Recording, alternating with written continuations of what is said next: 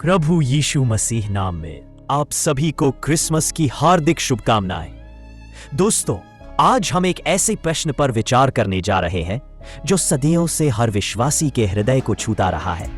एक ऐसा प्रश्न जिसमें ब्रह्मांड का सबसे बड़ा रहस्य और सबसे गहरा प्रेम छिपा है। वो प्रश्न है यीशु, जो स्वयं परमेश्वर का इकलौता पुत्र था, जो स्वर्ग की महिमा में पिता के दाहिने हाथ विराजमान था। वह इस धूल भरी दुनिया में एक असहाय शिशु के रूप में क्यों जन्मा? वह मनुष्य क्यों बना? क्या यह अजीब नहीं लगता? जो अनंत है वह समय की बेड़ियों में बंध गया। जो सब कुछ का स्वामी है वह एक गरीब बढ़ई के घर पैदा हुआ। दोस्तों, यह कहानी केवल एक ऐतिहासिक घटना नहीं है, यह आपके और मेरे जीवन का और इस पूरी मानव जाति के उद्धार का केंद्र है। आज आइए हम पवित्र शास्त्र के पन्नों में गहराई से उतरें और उन 3 अद्भुत कारणों को जानें कि क्यों परमेश्वर ने अपने आप को इतना नम्र बनाया।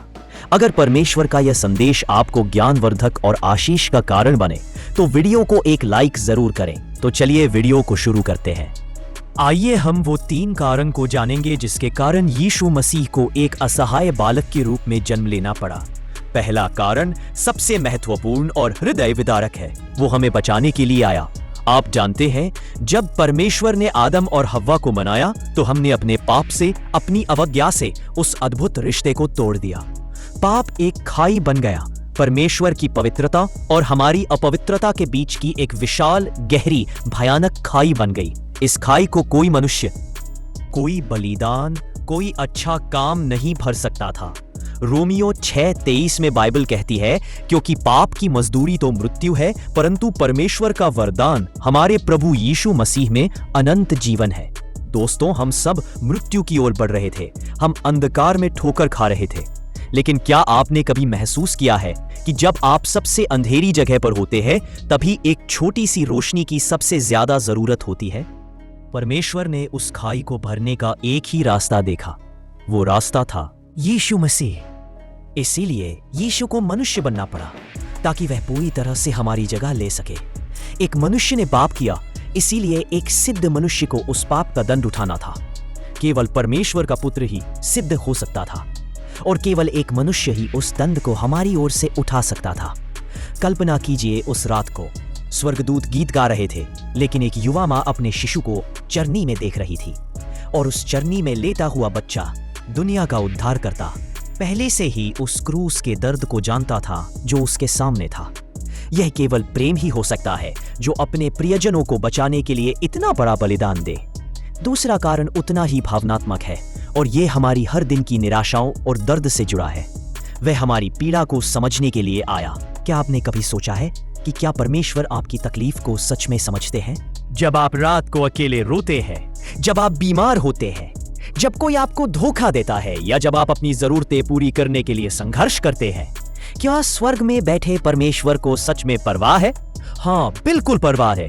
बाइबल इब्रानियों 4:1 में कहती है, क्योंकि हमारा ऐसा महायाजक नहीं जो हमारी निर्बलताओं में हमारे साथ दुखी न हो सके, वरन वह सब बातों में हमारी तरह परखा गया तो भी निष्पाप रहा। दोस्तों, यीशु को परमेश्वर होने के नाते वह सिर्फ जान सकता था कि दर्द क्या है, लेकिन मनुष्य बनकर उसने अनुभव किया कि दर्द क्या है। उसे भी थकान महसूस हुई, उसे भूख लगी। उसके प्रिय मित्र लाजर के मरने पर वह रोया। उसके अपने शिष्यों ने उसे छोड़ दिया। उसे अन्याय और अपमान का सामना करना पड़ा। दोस्तों, जब मैं और आप दुख में होते हैं तो यीशु हमारे दर्द को गणितीय रूप से नहीं बल्कि भावनात्मक रूप से समझते हैं।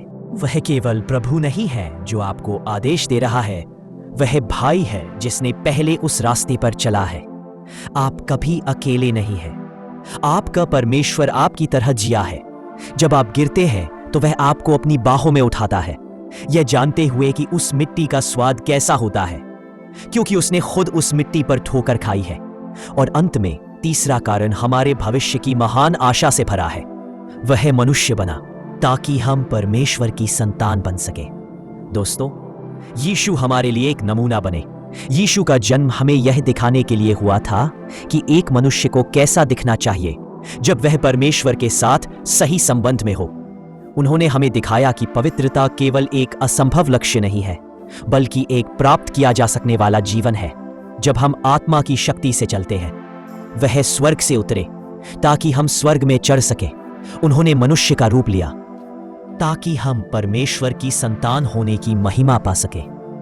यूहन्ना 1:12 में बाइबल कहती है, परंतु जितनों ने उसे ग्रहण किया उसने उन्हें परमेश्वर की संतान होने का अधिकार दिया, अर्थात उन्हें जो उसके नाम पर विश्वास रखते हैं।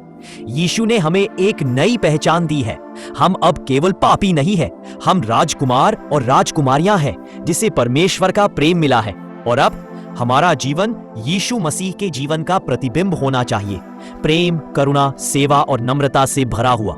दोस्तों, बेथलेहम की वह रात सिर्फ एक कहानी नहीं थी, यह परमेश्वर के प्रेम की वह कीख थी जो ब्रह्मांड को भेद कर हम तक पहुंची। यीशु मनुष्य बना, सिर्फ एक राजा बनकर राज करने के लिए नहीं, बल्कि हमारी जगह लेने, हमारा दर्द महसूस करने और हमें हमेशा के लिए परमेश्वर के पास वापस लाने के लिए। जब आप इस क्रिसमस पर उन चमकदार लाइट्स और उपहारों को देखते हैं तो याद रखें, सबसे बड़ा उपहार वह बालक है जो चरनी में लेटा था। उस छोटे से जीवन में अनंत प्रेम, अनंत बलिदान और अनंत जीवन का वादा छिपा था। तो इस क्रिसमस आइए हम यीशु के मनुष्य बनने के इस अविश्वसनीय सत्य को अपने दिल में महसूस करें। आइए हम उसे अपने उद्धारकर्ता, अपने सहानुभूति रखने वाले मित्र और अपने सिद्ध आदर्श के रूप में स्वीकार करें, क्योंकि उसने हमें इतना प्यार किया कि वह स्वर्ग की महिमा को छोड़कर हमसे मिलने आया। परमेश्वर इस संदेश के द्वारा आप सभी को आशीष प्रदान करे। आमीन।